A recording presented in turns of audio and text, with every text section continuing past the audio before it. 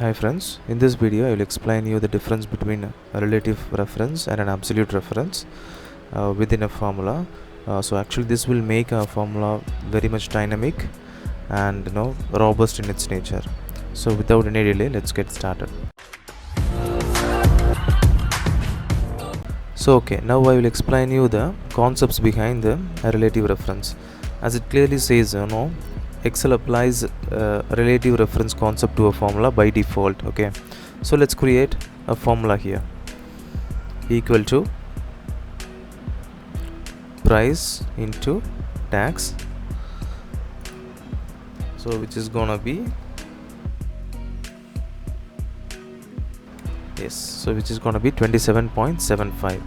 so this is our formula, right? So here we could see relative reference being applied, and if I just copy paste this particular value to the next cell, Excel will automatically adjust the row and column reference and it will apply the output for which is actually required for the next cell. And in the same way, let's copy paste this to the next cell and you can see the output as 38.15. Yes, so this is called a relative reference, where a cell itself adjusts its reference based on the cell movement we do. Okay, now quickly I will explain you what is absolute reference. So absolute reference is nothing but a process in which it will lock a cell reference. The reference will be locked completely, or it can be applied at a row or column level. Okay, now let's cover this with an example. So let's take this cell. First let's find the service tax, the total, the amount of service tax to be applied for this line. So let it be equal to let's select the total and let's select the service tax value. So this is going to be our service tax value for this particular line. Okay, what will happen if I just take forward this particular formula to the next cell? So it will throw an value error for me because Excel have automatically changed its reference from E2 to E3 here. What we got text here in E3, so when we do an aggregation against text, it's gonna throw me an error for us. So just to avoid that, let's do a cell lock or an absolute reference here by just select or go within the reference and hit F4. so F4 it's gonna be a shortcut for our reference E2 here. And now if I copy paste this particular formula to the next cell, it will do the calculation accordingly for me. So in the same way, let me copy paste to the next cell. So it's going to give me 4.578. So this is called a full absolute reference, where we are going to lock our column and row. In upcoming examples I will explain you on how to create a reference specifically for column and specifically for a row. Okay, now let's apply or complete this formula using a column reference. Okay, so let me close this off and let me add a column reference here. So plus. So if you hit 2 times F4, it's gonna give you a column reference by locking E here. So as $sign is applied before E, so it has locked the column E just to make sure it doesn't move to the next reference when we do a copy paste. In the same way, let me apply $ here as well, just to make sure our formula works in a right way. Let me take this till the end.